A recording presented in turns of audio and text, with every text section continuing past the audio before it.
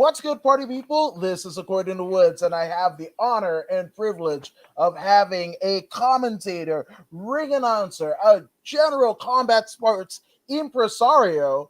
He's the one, the only, Christian Cole. Christian, what's going on, bro? What's up, Woods? How are you, man? Doing great, doing great. Which I promised you that I had a little nuance, a little bit of cachet from a bit of your career, especially in combat sports. So I wonder if you recognize this, good sir. Yeah, remember that? Oh, wow. That's crazy, dude. How'd you get your hands on that thing, man? Uh, the the owner and recipient, Brooke Mayo, the 145 pound, the inaugural 145 pound champion, way back at Get Down Fights Genesis. You remember that card, right? Oh, yeah. Yes. Well, during the pandemic, I acquired such thing, and considering that I started my career kind of in amateur MMA here in California, or CAMO, California Amateur Mixed Martial Arts Organization. When it became available, I was like, I'm going to procure it. And here it is with a nice little inscription from Brooke the Bully Mayo herself. Dude, that's awesome. Did Brooke ever defend that title, or I don't remember it? She went Yeah. pro soon after, went to Bellator, one fight in Bellator, and it's a kind of a weird management gimmick. I mean, she's been pretty vocal about it, so I'm not speaking out of school, but yeah, it got weird and whatever. So she's ripped and ready to go, man. Like she's clanging and banging the steaks and barbell plates and all that jazz. Nice. Nice, dude. That's pretty cool. Yeah. You told me that you were going to show me a surprise from my past, a relic from my past, and I couldn't have guessed it was that Camo 145 title. That was pretty fun to, a little Yeah, nostalgic for you to bust that out, dude. I'm just saying because I don't think you have seen it since that fateful night in where was it? Long Beach? Was it Long Santa Beach? Ana. Santa Ana. There we go. Santa Ana. Yeah.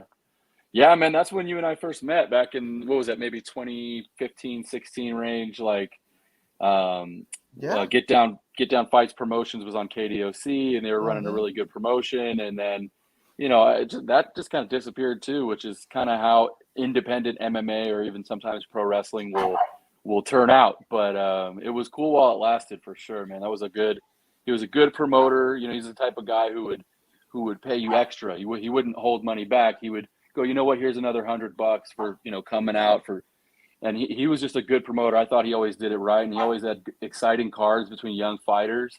I can't blame you for getting so into the sport after having visited and covered that particular promotion. And it's funny because like my in was Jennifer Penfield, Jenny Rose Penfield. She was actually my training partner at Fight Academy in Pasadena. So it was like she had a fight before it, and then she was like, "Oh, I'm fighting on Cyborg," because it was co-promoted by Chris Cyborg. Talk about Yeah, Grand Slam champion, but former Invicta, UFC, Bellator. There's one I'm forgetting, I believe. yeah, yeah. Yeah. I just remember. I Strike remember. Force. Was it Strikeforce too? Okay, Yeah. because I remember Angela Woods was there. I remember there was a couple of other big sort of. It was like all the. You know what it kind of reminded me of was like PWG. It was like a lot of people from different rivaling major companies coming down to this indie company and putting on a show for young talent. And yeah, man, that was like we were just getting hot right at that Yeah. time, and then the company just for whatever reason stopped running shows. But it was a good time for MMA here in SoCal. Absolutely, no, 100%. And Woods, you won the Grand Slam, buddy. Congrats, I appreciate that. And from the homie Petrov, who's a independent pro wrestler out in the Pacific Northwest in the Portland territory. So the old Don Nice, Orange territory. nice. Petrov, that's a good strong name. You don't need to change your name into a wrestling name if your name is Petrov. You just go with that. Go with that, 100%, 100%. But speaking of things to go with, man, like, how did you? I mean, you're a man of many talents, but how did you get involved in? Was it pro wrestling first, or MMA boxing, or what was your in? What happened was I decided to start training how to become a pro wrestler, physically training to do so in 2009 with Rick Drazen. And then the short version of the story is that like right thereafter, Rikishi opened up a school called Knox Pro here, and I started doing little house shows. And I was, still training, but I wanted to be on the show. So my way of being on the show was to ring announce, to do anything with a microphone, cut promos, interview, whatever it was. And then I was at Dave & Buster's one day, and Vincent Duchetta was there, like promoting his MMA training academy, which I think still exists in Arcadia, if I'm not mistaken.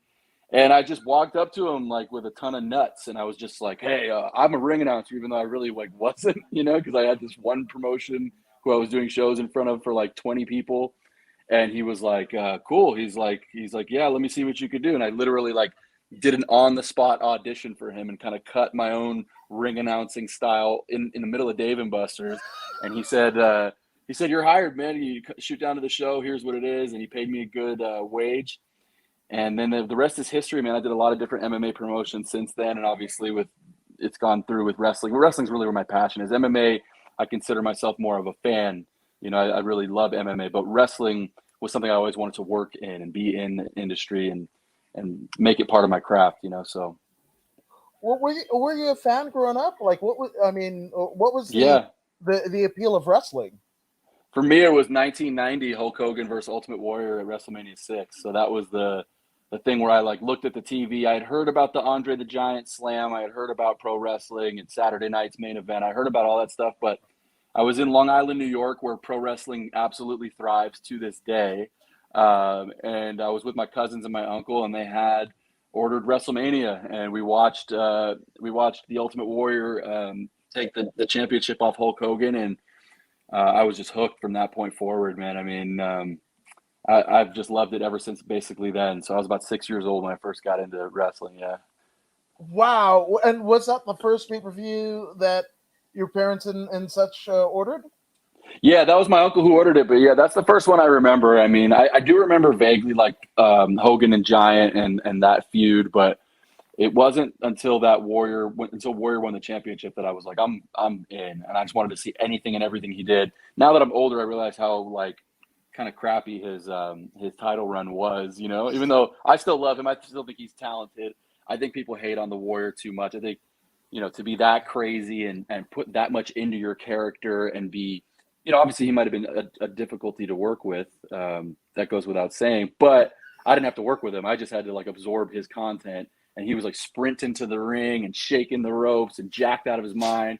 And he was really like crazy, but he was like positive, but like a psychopath that's positive. And it was like this thing that I really enjoyed, man. To this day, I still love the Ultimate Warrior. He's the best, bro. That's amazing. Well, funny enough, that was the first pay-per-view that my parents ordered, and it was and it was kind of weird because my dad, he was actually a street performer in San Francisco. Like he played music, contemporary jazz. Like it was him playing keyboard and a saxophone player. So the fact that it was on a weekend, which is normally his work days, Friday, Saturday, and Sunday is when the tourists would flock to San Francisco Fisherman's Wharf. Like the fact that he took it off, like he could have made $1,200 that weekend, and he took it off to pay money.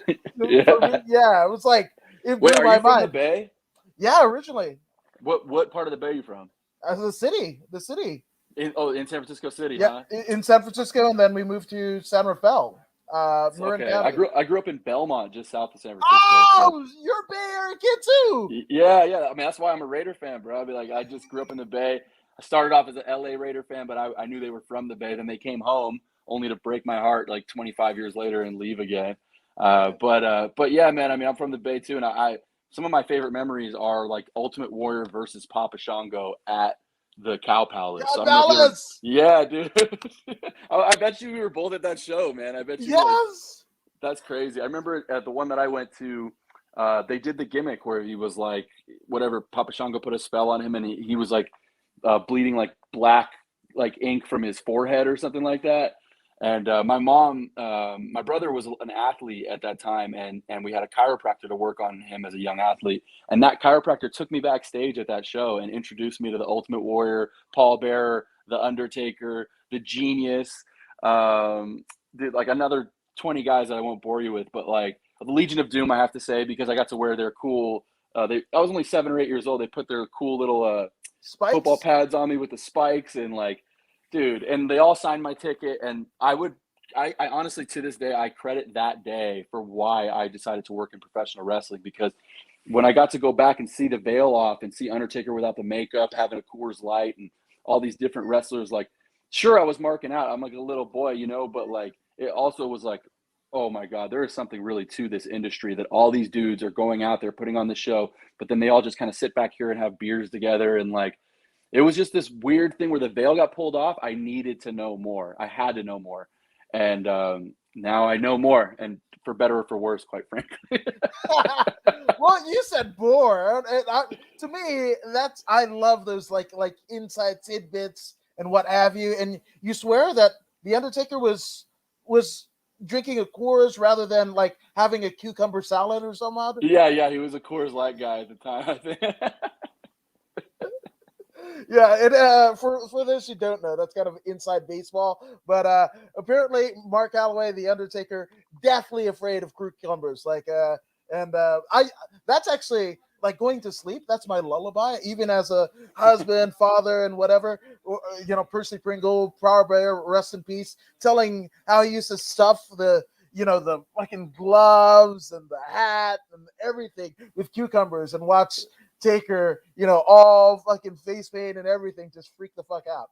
That's so weird. It's such a weird thing that he has a reputation for being the dead man and the multi-time world champion and like the GOAT, and then also afraid of cucumbers. So that's a weird fact about it.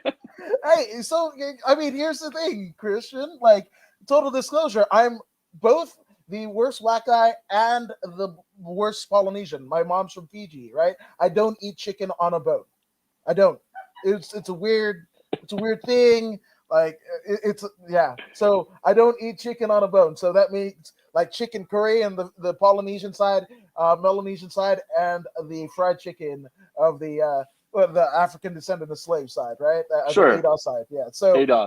yeah. So I'm the worst. I'm the worst. You're the best, man. It's okay. Just be you, bro. You don't have to conform to any of the what people think you should be eating. You could be afraid of cucumbers and be 7 feet tall. You could do anything you want in this world, you know? You're the best. You're the best. But I mean, so Rick Drazen, that is a name that I think in terms of Southern California wrestling legacy, I every time I'm on the 10 East, right, I kind of cry at this Korean church, right? Because that used to be the Grand Olympic Auditorium. That's Yeah. You're right. So, Rick Drazen was every bit of Southern California wrestling history. The man who basically, if you've seen the Gold's Gym, you have one in town, he's the one who actually drew the logo, for those who don't know. And he was trained, he will tell you, not by Mae Young, but Johnny Mae Young. And along with Christian, guys like, Jack Perry or Jungle Boy and Luchasaurus trained under Rick Drazen. But he's, to me, a Southern California legend.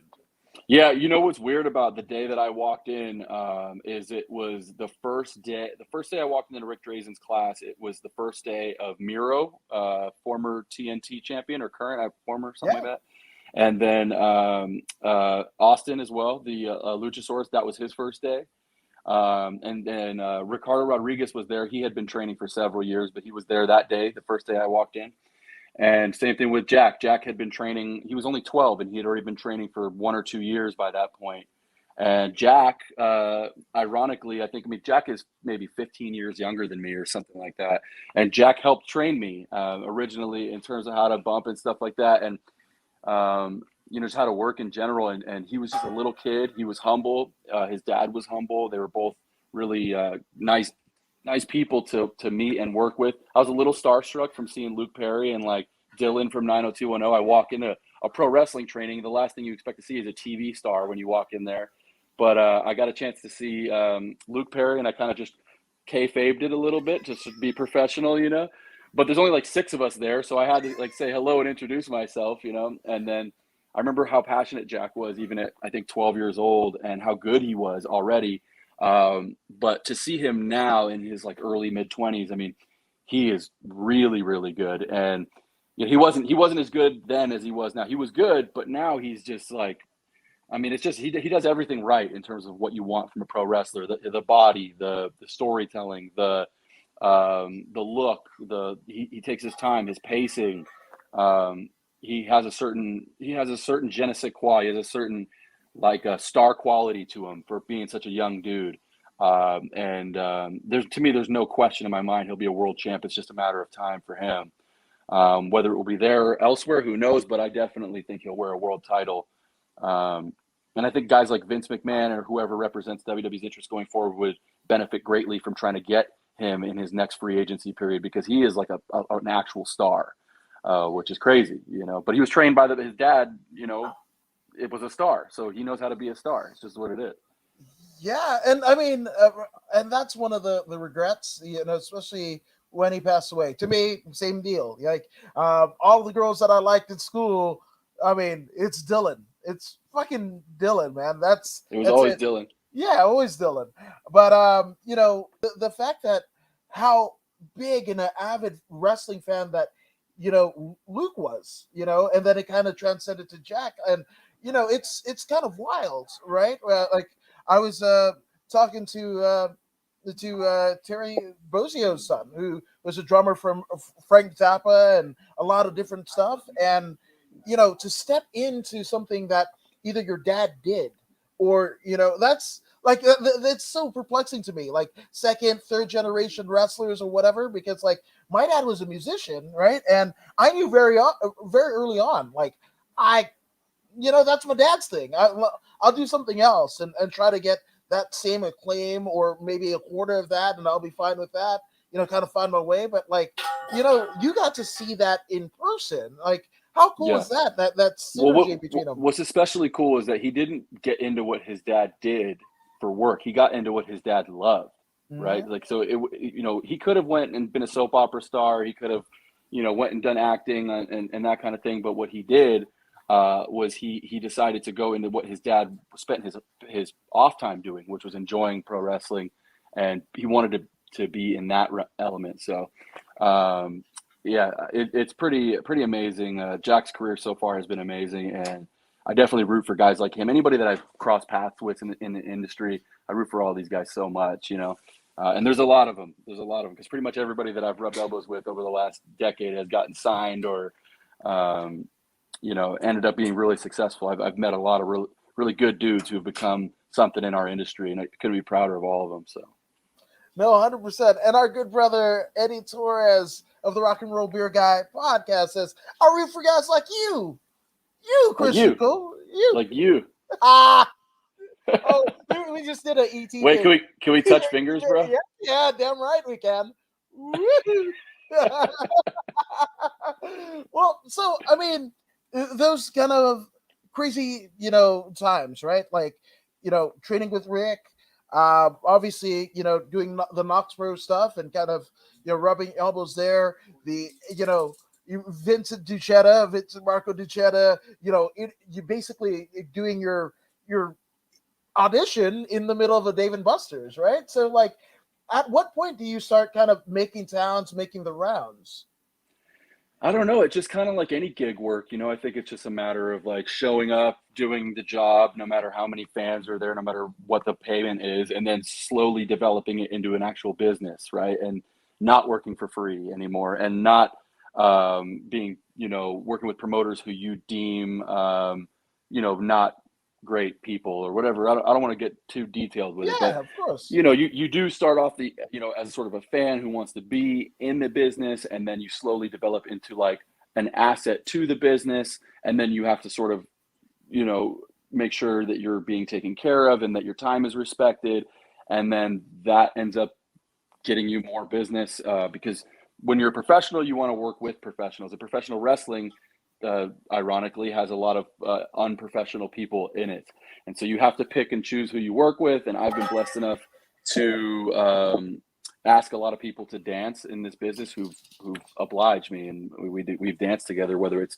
Guerilla or formerly with PCW Ultra or just different companies where it's like, okay, these dudes know what they're doing. They show big stage. It's like, it feels big. So if I never get any type of contract from any big company that I could say, well, I did really cool things in the business working with these, really cool professionals.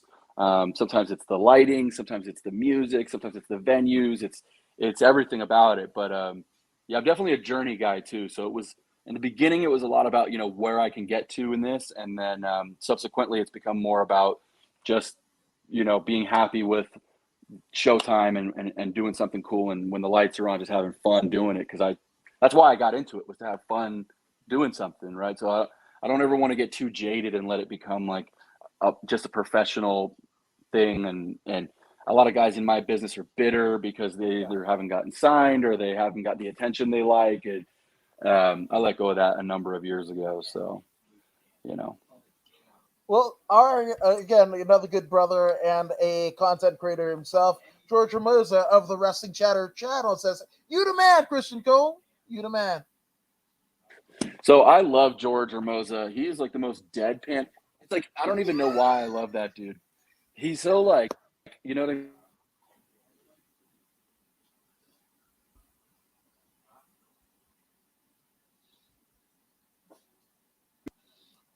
You're back. Good. You're back. You're so back. Oh, there we go. Hey, guys. If you guys don't know, this is According to Woods. I'm Woods, and I have with me, well, he's not here at the moment, but the one and only Christian Cole. This guy's been everywhere. PCW Ultra, PWG, and just recently, Raise the Bar Wrestling, which is a new outfit running shows out of the legendary Glass House in Pomona, California. But bands like No Doubt and what have you have played the Glass House. And yes, George Ramosa. Damn it. Yeah, he cut off at the mention of my name, and New Japan as well. Yes, he did, Eddie Torres. Yes, New Japan as well. That's another. And see, everybody's blaming George, right? Yeah, it's George, funny because I was gonna compliment George Ramosa, and then God was like, "Nah." Yeah, that's what he said. He's like,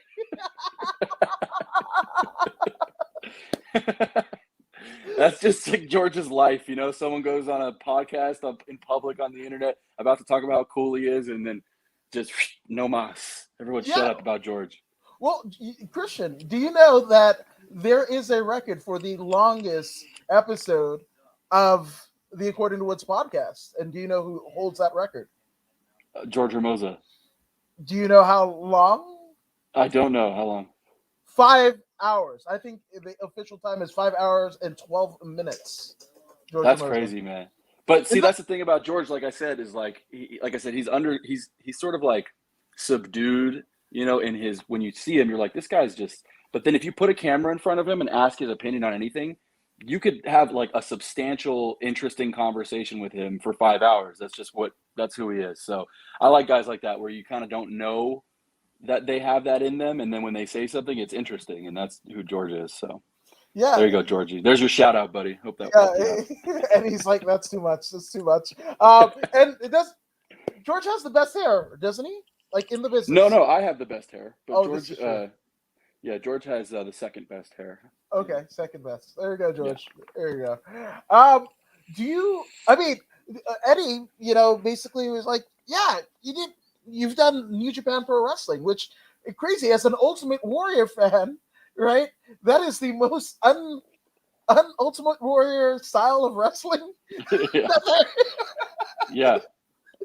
It's so true. And I take a lot of shit too from like some of my wrestling friends in the locker room and beyond, where they're like Ultimate Warrior, bro, that's your guy. Like, and so, but I think there's the people who are like around my age too, they get it. I was 5 years old. This dude was wearing like all these crazy colors, and he was just, charisma personified as far as I'm concerned. But yeah, I ended up working for New Japan, which was cool. And, I don't really pull punches, man. I mean, like they were really unprofessional with me on a number of occasions. And so I decided I would not work for them anymore. And, my life it's not ever about, just kowtowing to any big company because of their resume. I mean, New Japan is one of the most legendary companies in our industry, if not certainly in the Far East they are. But to me, it's like we had some issues with, like, you were mentioning a friend of yours in the MMA business earlier, and it's just like not every person who you bring in on the show is going to agree with the way you do business, and that's just kind of the way it was with me and them. I still am a fan of the product. I'll watch a New Japan match. I watch Wrestle Kingdom. It's probably the one show I watch every year. Even since the sort of mass exodus from the Bucks and those guys, the company to me is still just as good. I mean, they just have a way of presenting professional wrestling to make it feel very, like, I don't really know, like, how to describe it, maybe honorable or sort of, you know what I mean? It's got like a real seriousness to it that other professional wrestling doesn't have, or sometimes doesn't have.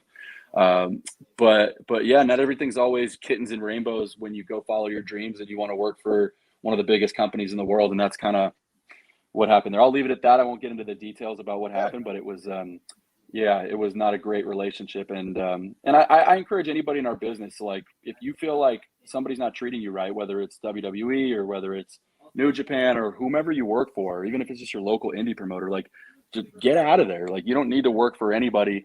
Certainly closing doors is never a good idea, but I think if you have a certain amount of integrity and you just want to be treated a certain way, and it was not even a money issue or anything like that. It was just a matter of communication and poor communication. And so that was that, Yeah, no, and that's unfortunate to hear. And I don't want to judge it, but you did bring up a very important point in terms of the way that they present, their product, right? There's a little bit of prestige, right? So if you notice, right, anybody in regular sports, regular everyday life, right, when they become bigger than the genre in which they, were born out of, usually it's because they have a pro wrestling presentation to it, right?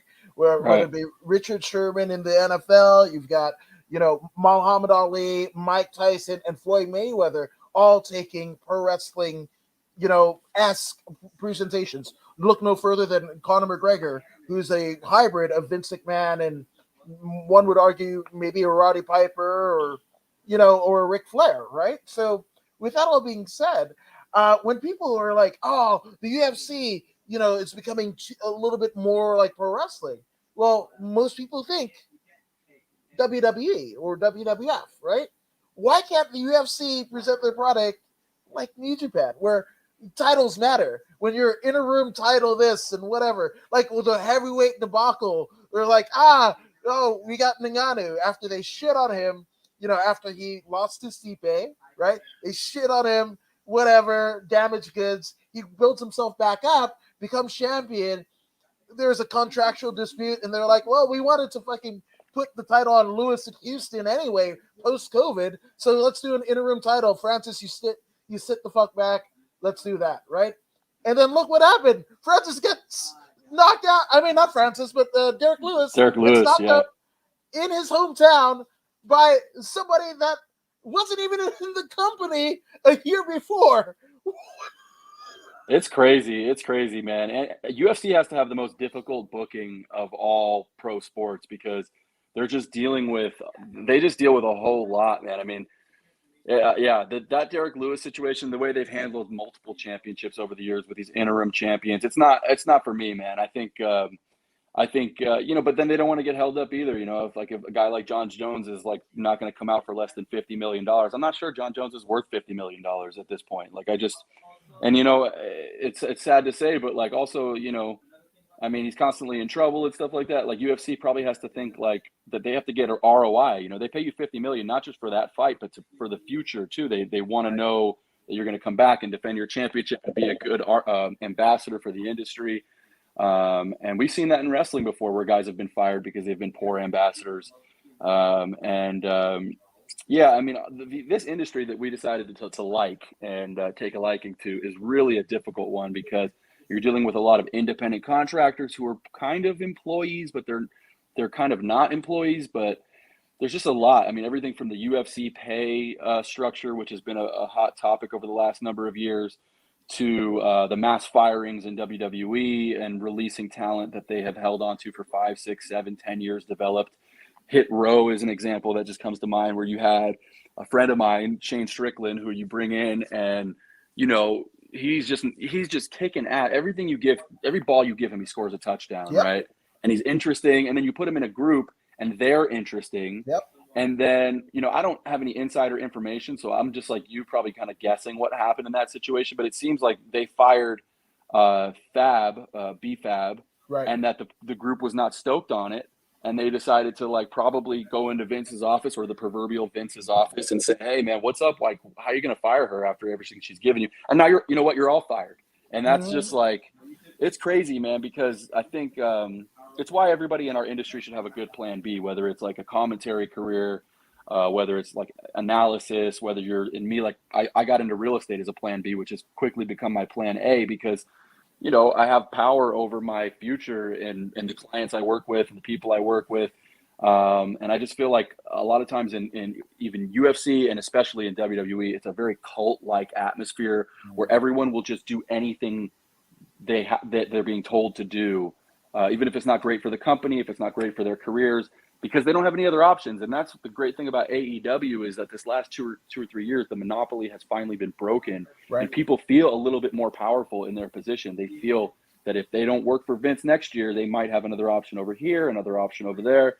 And that is a powerful thing for the talent in our industry to have. And I couldn't be happier with what Tony Khan has done for our business, just for the boys, just to give them an option to say, "Oh, you don't want me? Well, guess who is knocking on my door?" Like, that's huge for our business, and it makes it a healthier business. And what's crazy to me is, like, I don't understand how WWE has not like creatively reacted yet to AEW. AEW has been around for 2.5 years, and yet WWE is still pumping out like the same old bullshit. Like, where I think their talent, for the most part, are unhappy working there. You know what I mean? And like that, you can't pull that anymore. Like, you have to. There's a billionaire on the other side who will literally pick up any of the A+ talent that you're willing to let go. Yeah.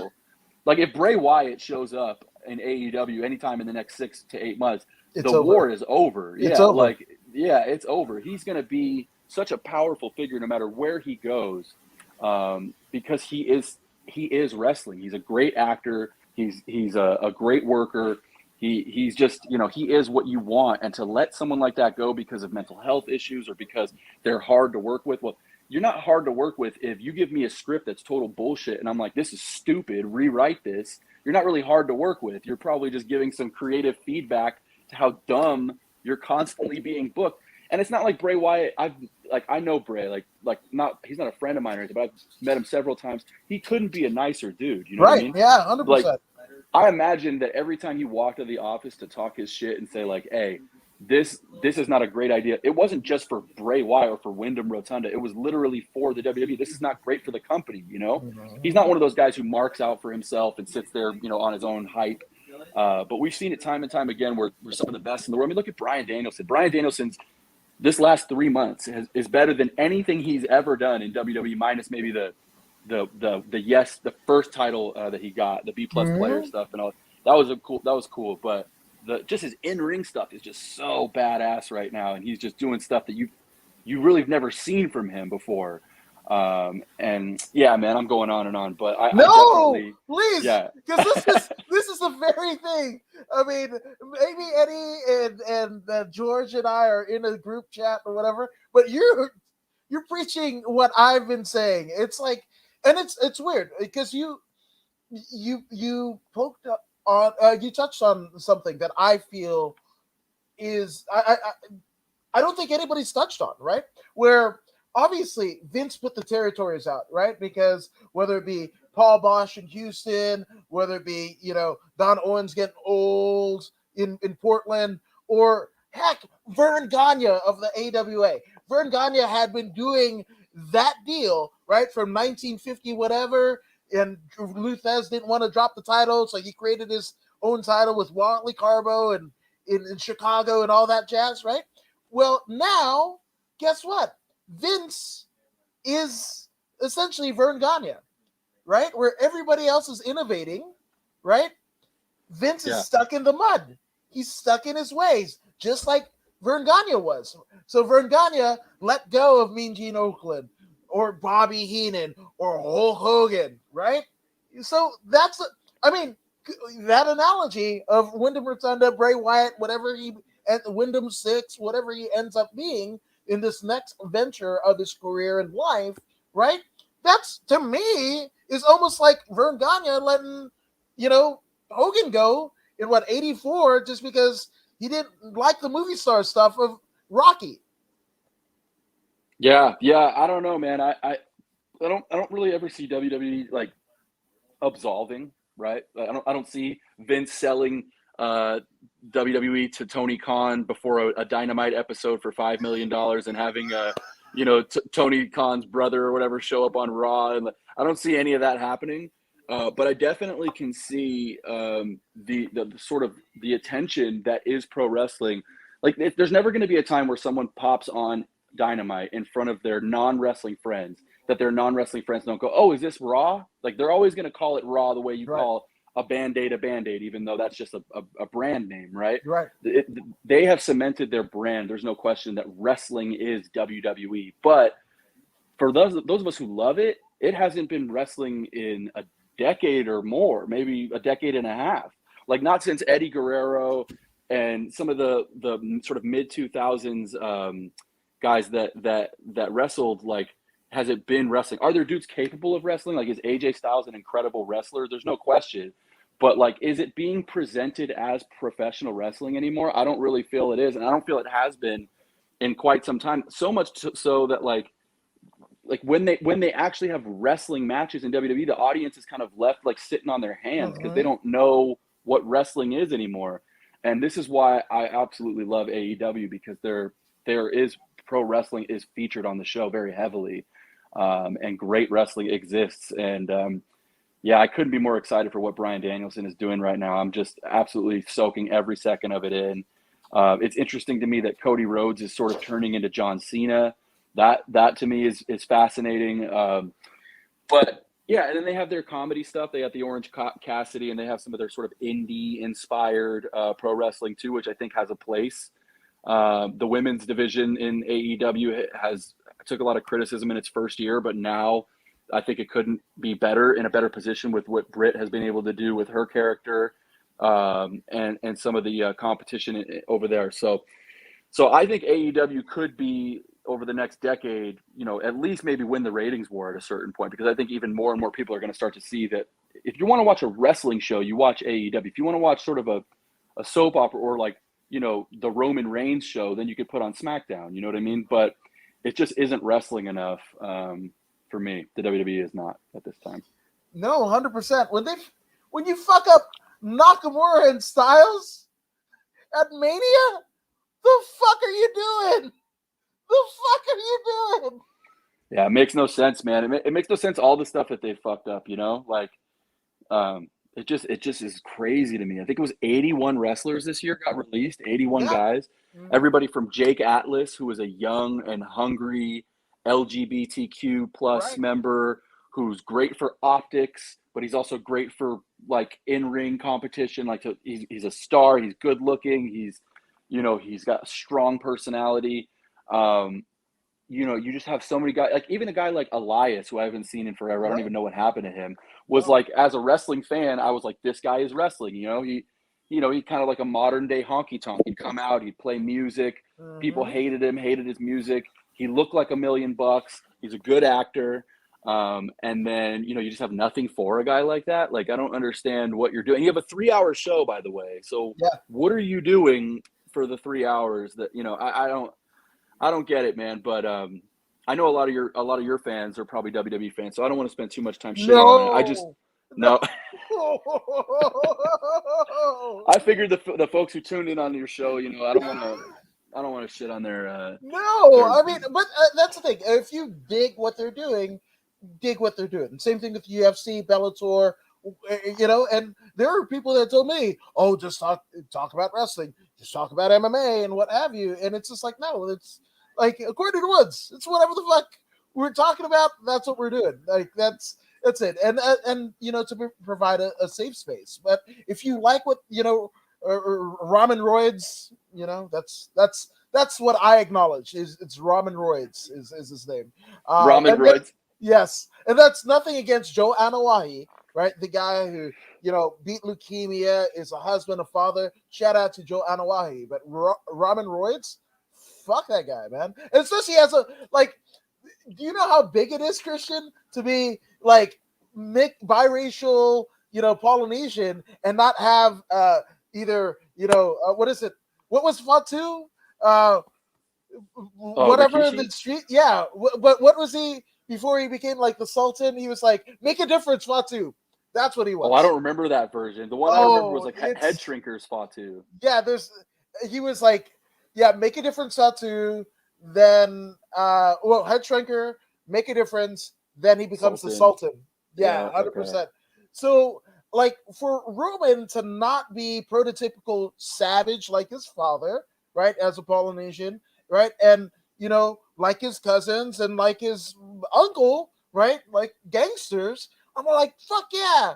But then you got the SWAT guy who sells punches to the chest.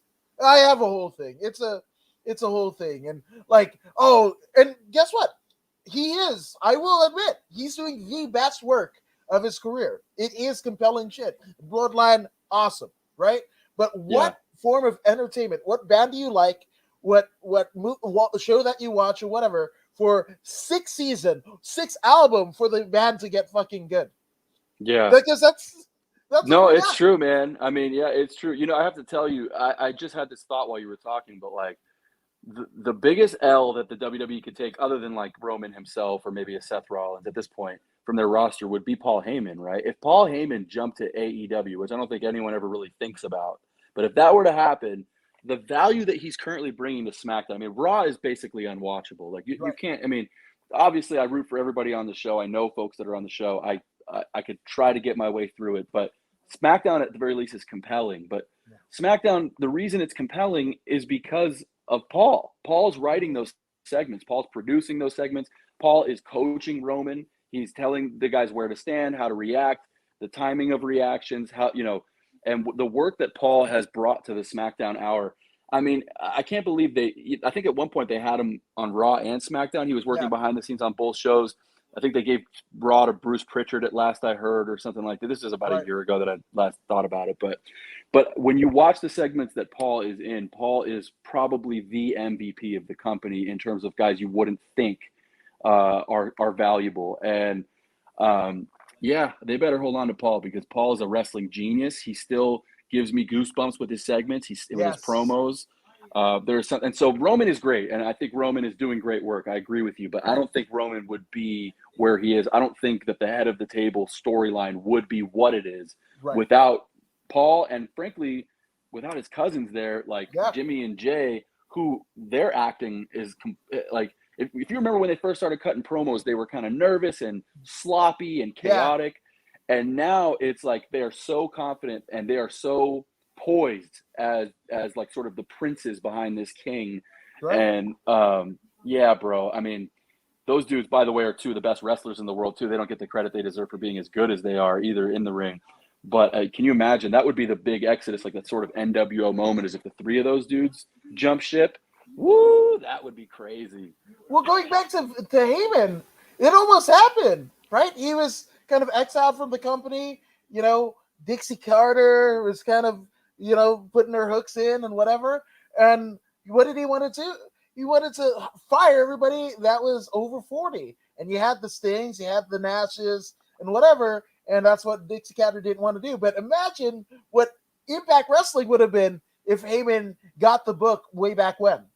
It's so true. I think you need a big bank though for Heyman. I mean, not only for his own paycheck, but Heyman wants the top guys in what he's producing. And but yeah, I mean, a Bryan Danielson, Eddie Kingston segment produced by Paul Heyman on an AEW broadcast would be like a wrestling fan's wet dream. You know what I mean? And like, I dream about situations like that because I think that a lot of the guys in WWE feel to me like they're sort of like captive, like they're Yeah. being held captive. It's like a little bit of a, I don't know, man. It's just not. It's not. No one there is as good as I think they can be. Even as great as Roman has become compared to what he was, there's still this weird like holding back thing.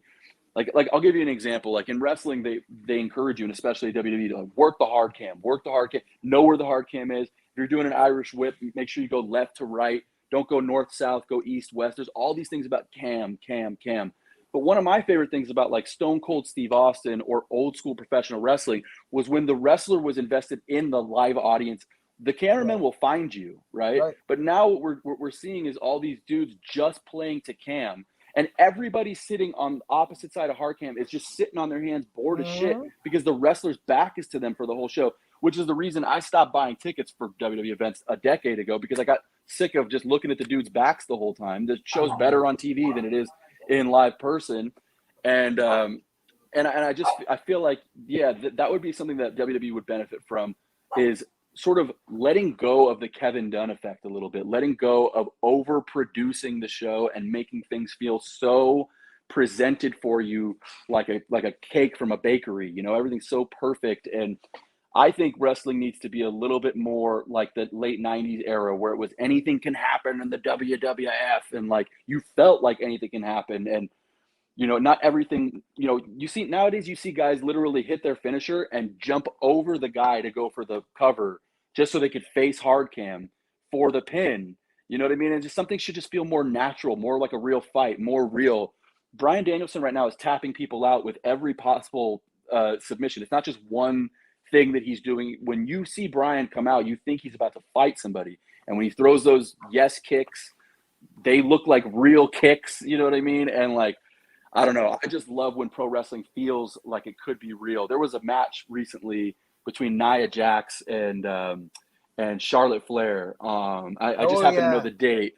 Yeah. That match was so compelling, man. I must have watched that match 3 times because there was something so real about what was happening in the ring. And if you look at Survivor Series as an example, the build-up to Becky Lynch and Charlotte, they went and did shoot interviews with Ariel Helwani and with other, you know, big wigs in our industry, and said, you know what, fuck that girl, I don't like her at all, like as a shoot, I don't like her.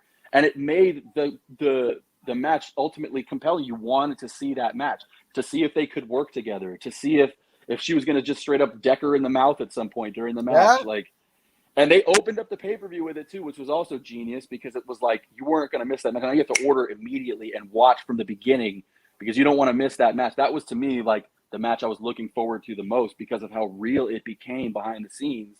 That's what's great about wrestling. Not facing hard cam, not doing like, you know, stupid like promotions for an egg for some movie that's out. Like, none of that shit is what people want.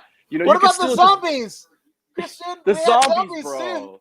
The zombies, bro. Like, I just need more pro wrestling and a little less Hollywood from my pro wrestling, and AEW has at least given me that for this last couple of years. So, no, you're 100% right. I mean, I think it was correct me if I'm wrong, but I think it was like one of the AEW shows, and I believe it was Britt Baker and Rio, right? And there was a spot where, you know, basically Britt Baker fucking goes for the pin, and she's not at hard cam, right?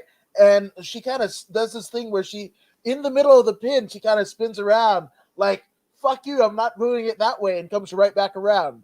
Like, I don't know, like little nuances like that, especially when you, like you said, that fucking Kevin Dunn, you know, nice and saran wrapped fucking presentation, man. Like, we want gritty. One of the fucking things that I loved about, you know, like Gorilla Monsoon's, you know, commentary, right, is the will to win, right? Where he'd be like, oh, if they didn't win, you're not going to the pay window. Like, oh, shit. Like, he has to fucking win. Otherwise, he can't feed his family, blah, blah, blah. That's stuff that I'm going through in my head as a fucking not even kindergarten age kid, right? I understood the stakes, where it's just like match for the sake of matches or 20-minute promo in front of, like, it's weird, right? Like, and you know, you're like, WWE's fan base is almost conditioned that they're going to get a 20-minute program to start the promo to start the show. Who talks for fucking 20 minutes about without actually, like, you get drunk at the bar or whatever, and these two dudes are fighting over a girl, or two girls fighting over whatever the hell, right? Whatever, you know, you identify as or whatever, you're fighting over a significant other. You're not talking for fucking 20 minutes saying you're gonna whoop that person's ass, you're probably gonna see probably the shittiest fight ever. It's just sloppy fucking whatever. But it ain't 20 minutes of talking in front of it. That's for sure. Yeah, and if you look at just like a heel turn as an example, like with Daniel Bryan or Bryan Danielson, like he didn't do a thing where he came out and swerved you and then grabbed a chair and hit another baby face when like the typical heel turn that you've seen 1,000 times. And those are fun, especially when you don't see them coming, they're fun. But like he just came out to a babyface pop and he hit the ring and he talked shit and he just had this different little swag about him. He didn't have to have this one moment that turned him. And I tweeted it. I was like, this is the most refreshing heel turn I've seen in a long time. And frankly, what's cool about it too is like it leaves the door open for him to go back the other way. All he has to do is start working the mic a little bit more compassionately, more inspirationally. But if he hits one of the best baby faces in the world with a fucking chair and now he's a heel, then like 2 months later, everybody's like, dude, I remember you just hit my favorite wrestler with a chair. Like, it's harder to bring him back. Instead, it's just like, look, the dude he's working is a fan favorite and he doesn't like it. He's like, fuck you guys. You guys like that dude? Fuck you. Fuck all of his friends. I'm going to go to Chicago and whoop his homie's ass. Like, and if you guys don't like it, fuck all of you. And that's who Daniel Bryan has become. And it's like, nah, fuck you, bro. And it's like a legitimate heel turn. You're like, dude, I don't like this guy. But he's just such an artist with the way he and Daniel Bryan is pro wrestling. Bryan Danielson, I keep calling him by his dead name, but yeah, I mean he is pro wrestling, and that has to be the pickup of the last maybe since Chris Jericho. Like that was probably the best pickup since Chris Jericho. You know, you got to love all the other guys like Adam Cole and some of the big names they've been able to sign and bring over that shock the crowd. But Bryan Danielson is in a league of his own. Yeah. And he doesn't need the money, you know what I mean? And he just wants to be a pro wrestler, and Tony's letting him do it. And it's pretty amazing to watch. And that's the thing, you know, because a lot of people make those WCW comparisons, right? And I mean, I to the untrained eye, I guess you could say that, right? There's a lot of similarities, ex-WWE, WWF, guys who used to work in and around Titan Towers and what have you, going to another show. I get it because Impact Wrestling had it, those comparisons. But here's what's different, I believe, right?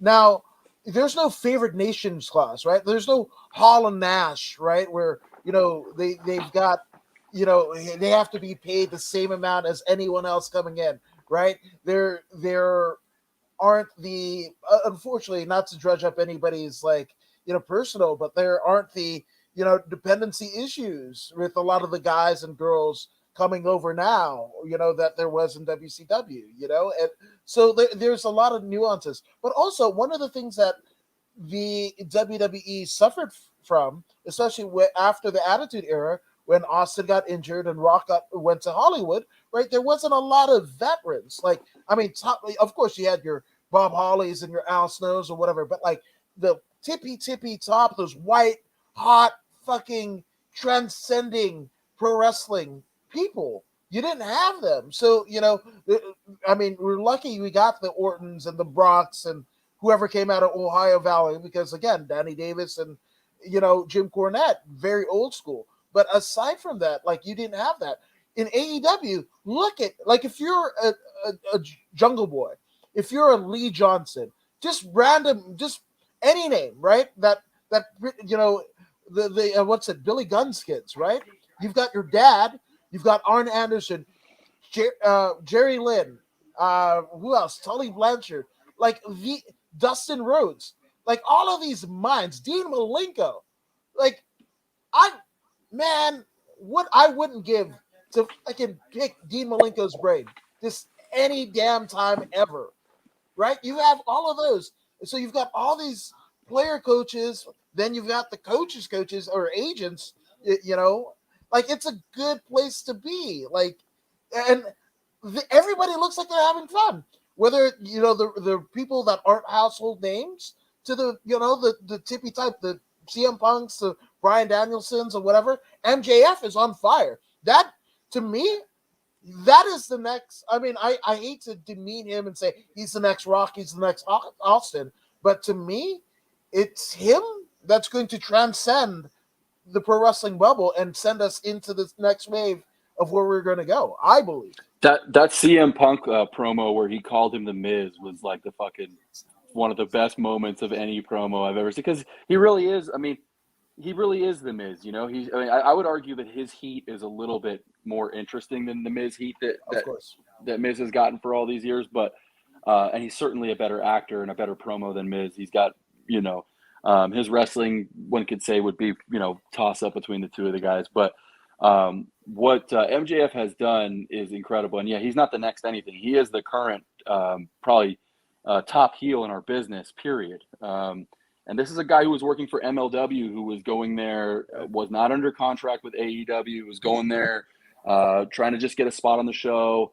When COVID happened, obviously MLW got hit a little harder than AEW, and ultimately it positioned him into being their top heel. But man, I mean, the promos that he's been cutting lately, I think was it him and Eddie Kingston from about a month or so ago? Oh. Like, the stuff he says to people is just so like despicable and disgusting. And the stuff he said to Darby Allin, and it's really compelling, and that's what you need. And I'm not sure that he has a ton of friends in the back. I don't really know here or there, but I do know that as a fan, he's very compelling to watch, and he is doing what I would want my wrestler to do, which is to get people to talk about him on the According to Woods podcast. That would be the goal of my wrestling promotion if I had one. No, I appreciate it. No, but I mean, he is great.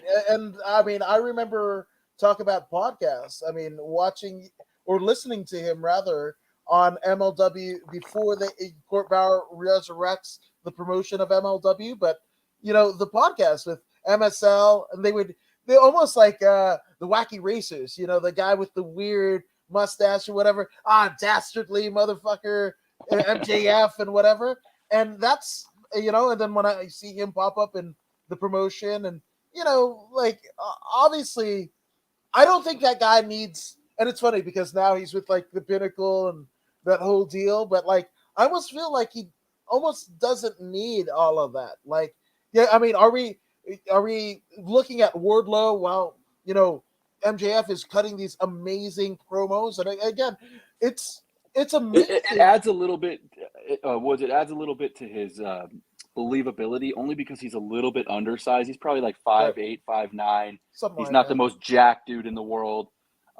He doesn't need promo help. But when you have, you know, a monster like Wardlow standing behind him, who's also a very good looking dude, presents himself very well on TV, like, it just helps the mystique.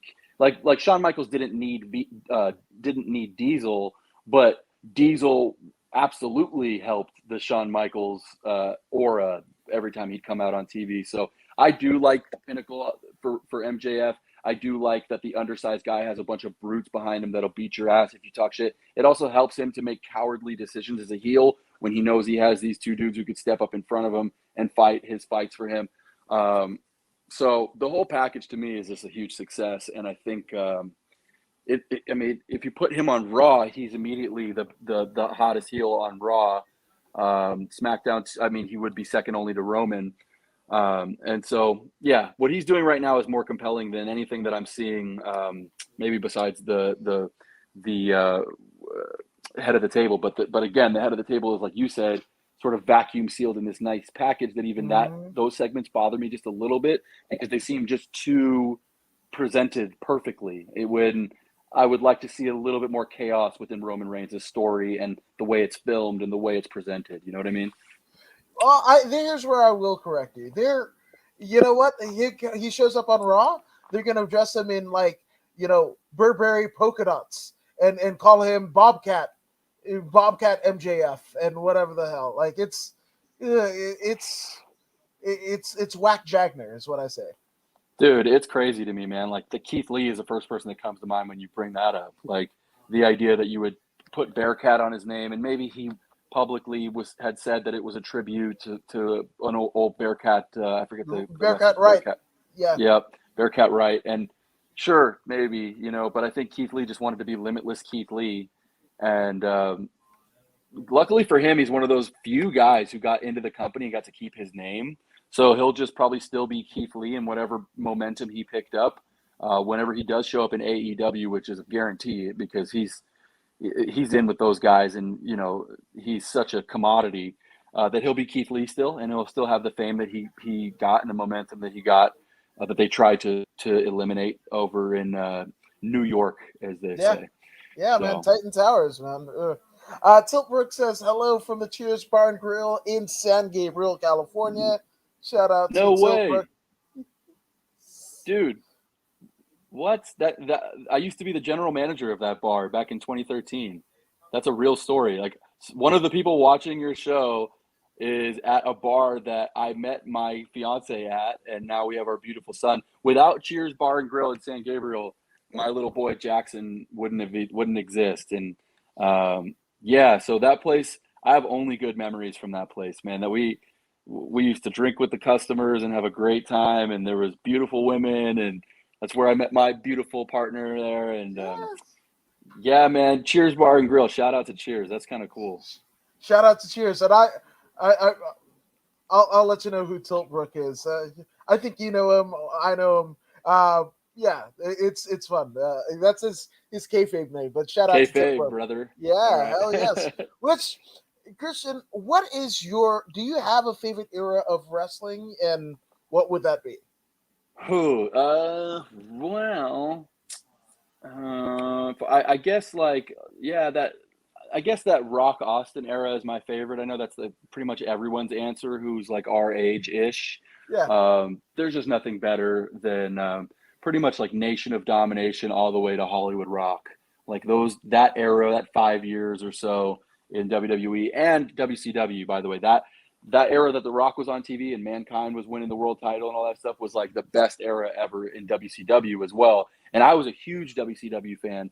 So like, yeah, and I don't mean to like, it's a coincidence that I feel this way, to tell you the truth, but like right now is hard to like I feel like it's hard to say now is the best era, because to me the WWE is so bad right now that it's hard for me to like say that this is the best era, but they're definitely the money makers, and they're kind of the horse that's leading right now. And so to see this other company be so compelling, so interesting, and again, if Bray goes there, like it's going to be hard to think that 2022 will not be one of the best years in wrestling over the last 25 years or so.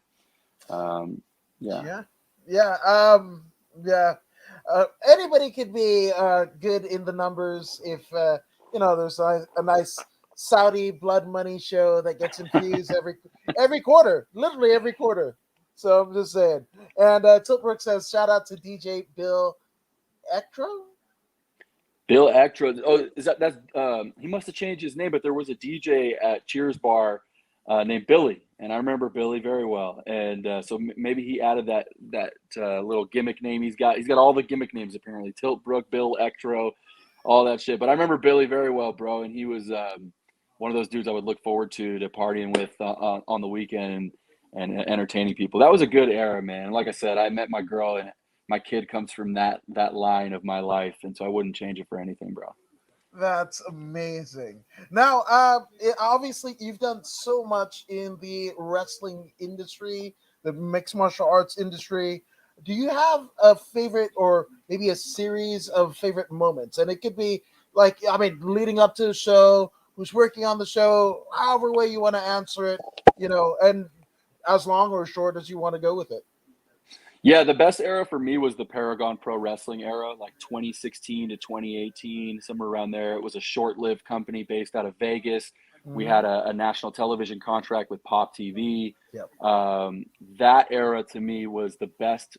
It was the best television produced era. That like everything we were doing was really cool looking on TV. And when I look at some of the footage, like even now, 5-6 years later, I'm like, this footage is so cool, man. Like all these little, like the editor would put together these sizzle reels of like pieces of my promo pumping up Royce Isaacs, and then Royce Isaacs would show him slow motion slamming this drama that unfolded in the back, and there'd be like dramatic reality TV style music behind it, and it was so cool to be presented in such a professional, badass pro wrestling way. That era was my favorite, and a close second would probably be the stuff we did with the Experience at Championship Wrestling from Hollywood. In 2011, 12, 13, that era, because we were working with like Adam Pearce and Percy Pringle and obviously Scorpio Sky. I was managing him at the time, and we had this sort of group called The Experience, where I was his agent and he was like the star athlete, and Big Duke was our strength and conditioning coach, and we would come to the ring with a bunch of girls, and like Rod Dovlin, who was one of the producers, would like go down Hollywood Boulevard on Friday nights before the taping and just find beautiful women and give him his business card, like, come down to the tapings, be on TV. And every Sunday when we would tape these shows, we would have like all these really, gorgeous women who would come in and walk us to the ring. And sometimes we'd get them in on a gimmick, here and there, and just try to make ourselves look like slime balls and sleaze balls. And by the way, we filmed a segment, if you ever look it up, at Cheers Bar and Grill, where me and Duke are singing to Scorpio Sky because he just won the TV championship. And we're at Cheers pounding Grey Goose behind the bar out of the bottle. And we were pounding Grey Goose. We didn't gimmick it and put water in it. We're all just like, by the end of the taping, we're like all fucking drunk. Like those are my favorite times in pro wrestling, is like doing what I love with my friends on a television platform that's being produced and like given to the public in a really cool way. So it's been a while since I've had my favorite era in wrestling, but it's going to be hard to top those eras for me, because that's what I loved. I wanted to be on TV. I wanted to be in pro wrestling. I wanted to create stories. We did this really cool feud with Willie Mack back at Championship Wrestling from Hollywood. I remember that, yes. Where there were like cultural subtext between the two wrestlers. It was Sky, a black wrestler who came from the suburbs and kind of had, if you really know Sky's story, Sky had it as hard as anybody. But like, it was just the way we presented it. He was the sort of, the haves versus the have-nots. And at one point, we bagged on Willie, like, you take the bus to these tapings, you want a piece of the TV champion while you're riding with your bus pass. And that was a shoot, man. And there was like, Willie loved it and we loved it. And when Willie finally went over and won that championship in that ladder match back in 2012, it was like people went ape shit, because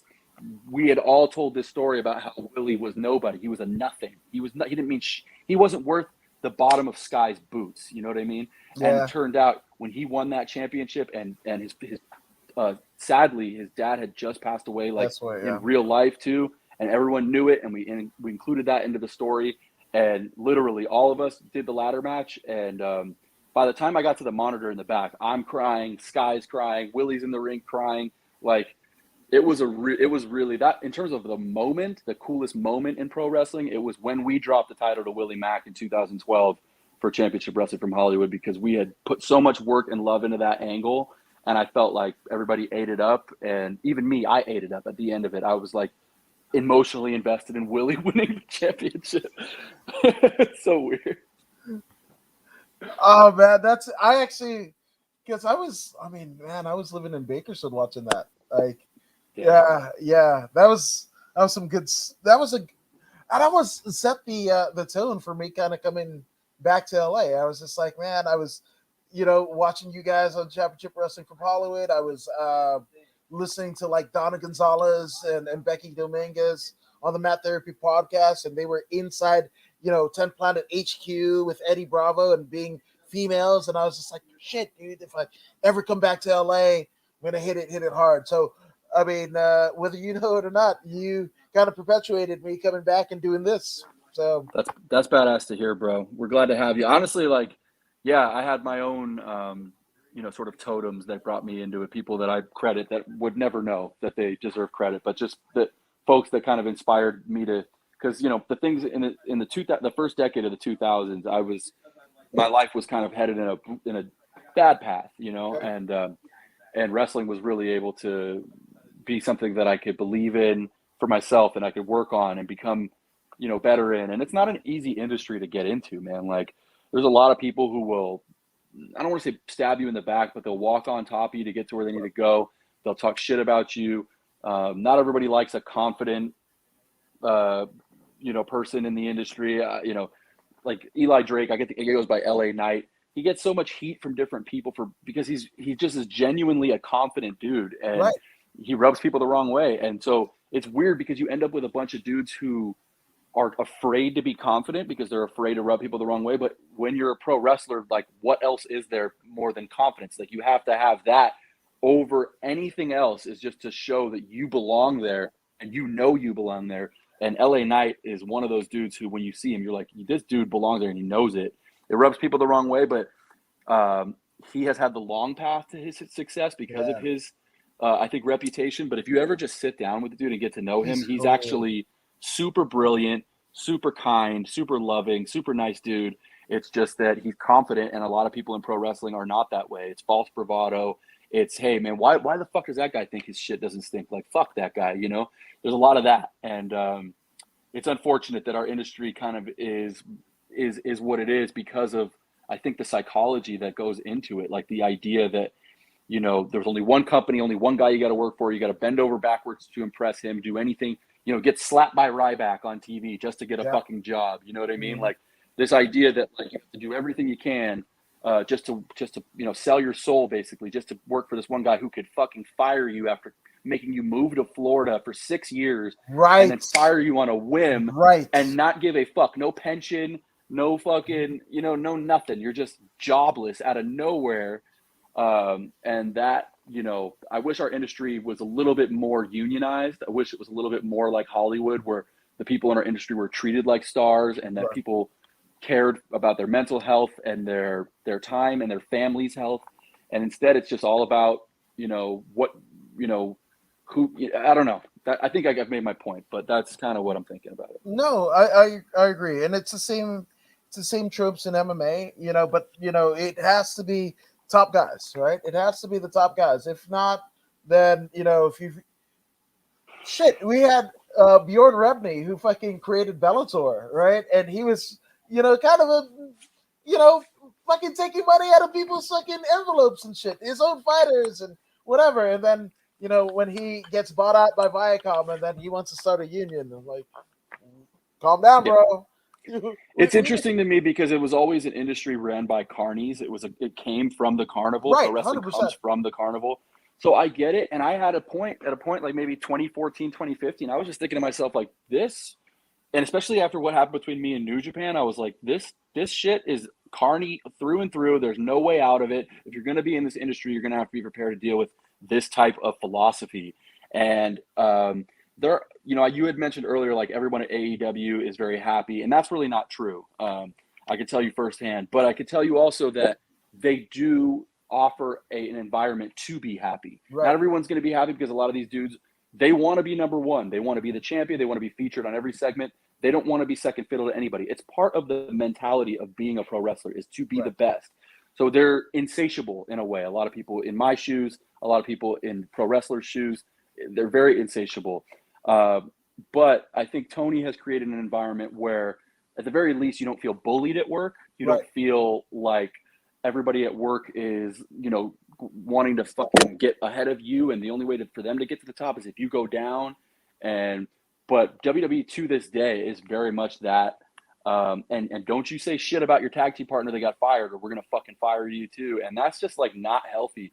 No Twitch. You can't make money off your Instagram or your Twitch. Like, what is this? Like, we live in a different world. That they were doing on Twitch? Even fucking what Tyler Breeze was making 40 G's. That's the low end. When you're talking about like $250,000, 750,000, that's more than your downside guarantee. Yeah, I'm gonna fucking go over to Twitch. Which I don't know what happened with like Thea or Zelina Vega, where she's back to give all that up, you know, because she's not doing the Twitches anymore. Like, I thought Selena going there, and I've met her a few times. She's always at PWG backstage nowadays that Malachi's working with. I've never spoken to her about this, so this is not me giving you inside info. Right. But with me, I felt like if I bet you if you had to ask her and she was going to tell you the truth about it, she'd probably regret going back, because, you know, then they fire her husband as soon as she goes back. Right, like, exactly. And they fired him in a fucking shitty way, like they do with everybody. Like when they throw Mickey James's clothing in a trash can and or trash bag and send it to her house, or when they fired CM Punk on his goddamn wedding day. Yes. Or like, can you imagine, like, you wait your whole life to get married, you meet the girl of your dreams, you're gonna marry her, her mom is there, her dad is there, your mom is there, your dad is there, your sisters, you're in your tuxedo, and you get fucking fired. That you would walk up the aisle and be able to be thinking about anything else than like, I'm the type of person who stews when you piss me off, you know? Yeah. And the idea that I would be marrying my partner an hour, 2 hours after someone fired me through a fucking FedEx message, like, it's just like, I don't know, man. It almost seems like a troll job, bro. It just seems like they like to fuck with people in a really malicious and sadistic way, and I hate it, bro. Be a star, Christian Cole. Be a star. Remember that? Yeah, I got slapped by Ryback, in the fucking segment right after that was a Be a Star segment as soon as they went to commercial break. So Fuck. I mean, people that study WWE and know that that's true. It's like their biggest push heel at the time was just bullying the shit out of people in the shower. Ricky Starks was in one of those segments. Drake Maverick was in one of those, or Drake Younger was in one of those segments. Yeah. But it is just weird, man, that I think they just fuck with people, dude. And it's just not, it's not the way to do business, I don't think, man, to make your entire workforce feel psychologically scared or ashamed to be themselves, to not allow them outlets to make more money to earn for their families. Xavier Woods or Tyler Breeze's Twitch is not affecting the WWE's bottom line. They're not. And if they want to claim agency for that, then take 5%. Say, look, we're your agent. We're the ones who made you famous. You can do Twitch, but you have to give us a certain amount of, maybe a deal could be worked out. But just this like sort of archaic philosophy that like, no more fucking making money on your own. You're not paying you're not getting paid unless we pay you. And then if we don't put you on TV, you're basically only getting your guarantee, which is not that much for these guys who are working 325 days a year pre-COVID. And like, I don't know, man. It just really bugs me. And a lot of it has actually pushed my state of mind outside. Like, I don't want to be in the WWE. I wanted to as a kid. I dreamt about being there. And then in my 20s and in my early 30s, I started thinking about like, maybe I should be there to prove to everybody that I did it. Right. It became less about wanting to be there and more about, oh, well, I still got to do this because I got to fucking prove that, because when people ask me for my high school and shit, like, oh, you still do the WWE stuff. That's how they say it. So I want them to be like, I want to prove to them that they're right. Yes, here's me on Monday Night Raw announcing a title match. Here's, it hasn't been in the cards for me, but yeah, it went from dreaming about being there to like wanting to validate myself by being there to not wanting to be there at all. Like there's no fucking chance in hell. Yeah. No, not to, no pun intended, but, but yeah, right. That's good shit, pal. That's good shit. That's another guy, man. Dean Ambrose, like, Jesus, man. Think about all the fucking dropped balls. Like, even a guy like Matt Cardona, who was like the very first YouTube star from the company, who got eyes on the company and made the United States Championship, a belt that hasn't meant shit since the year 2000, turned it into something interesting, you know what I mean? And fucking, I mean, so much, it's just over and over and over again. I got sick of it, man. I can't even really watch it anymore because I feel so like disgusted by how they've treated people for so long now, I know dudes have gotten rich there. If you had The Undertaker on this podcast, he'd be like, oh, without Vince, I'd be nothing. He made a life for me. But there's like 8 guys who get that treatment and everybody else is treated like a fucking, it's like they're expendable. And I don't think your employees should ever feel like they're expendable. Right. Your employees should feel powerful, and and it should be a meritocracy. If you're not performing, then you got to go. But if you're performing, we're going to make you feel good about coming to work every day, like Google does, like Facebook does, like some of these massive companies do. And instead Vince is like still just living this old school psychology that I think is really bad for the human mind. And anybody that works there, I really don't envy them. Yeah, no, 100%. But one thing, not envy, but I mean, you're a beacon, a shining example of what good this wrestling business, this combat sports business can be. But here's the thing, Christian. I mean, obviously, you didn't get here alone, right? So take as long as you need. Let's get some shout outs out of the way. People that have helped you both professionally, personally, whatever you want to do. The floor is yours, my man. Man, I mean, it all started really with Rick Drazen. So we lost Rick, I guess, almost 2 years ago now. And Rick I went into his training camp with an addiction and like $85 in my pocket. Wow. And because I had a background in video editing and camera work, I asked him if I could train, and as a substitute for paying him, I would like film videos of the wrestling and I would edit the Rick Drazen's Corner and do all that stuff for him. And he said, yes. So Rick deserves a bunch of credit because I think he saw that I was in a bad place in my life.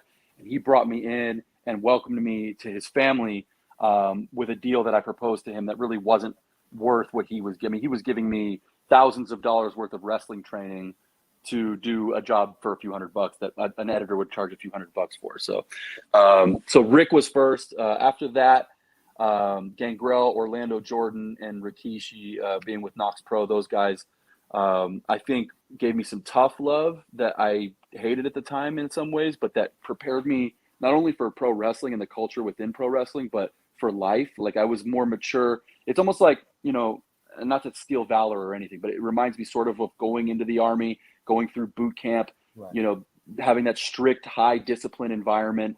Like that was what I felt at Knox Pro that I think prepared me to be a better father to my son, to be like, to just be more serious about life and not just like a mark off the streets who wants to be in pro wrestling, right? So that was a cool lesson to learn. After that was Scorpio Sky, who I was going to Championship Wrestling from Hollywood and like breaking up fights. I was security a number of weeks in a row. And he pitched to Dave Marquez, who also deserves a lot of credit, that I would be his agent on the show. And Dave believed in me enough he believed in Sky enough to hope Sky was right. And then the segments I thought we produced were pretty cool too. And I think it kind of helped Sky elevate to that next level before he elevated to the next and then to the next. And then, yeah, man, I mean, in recent years, I mean, that not as much, you know, so that Sky would probably be the last person I would give credit to. And all the promoters who are willing to work with me, I'm very grateful for them.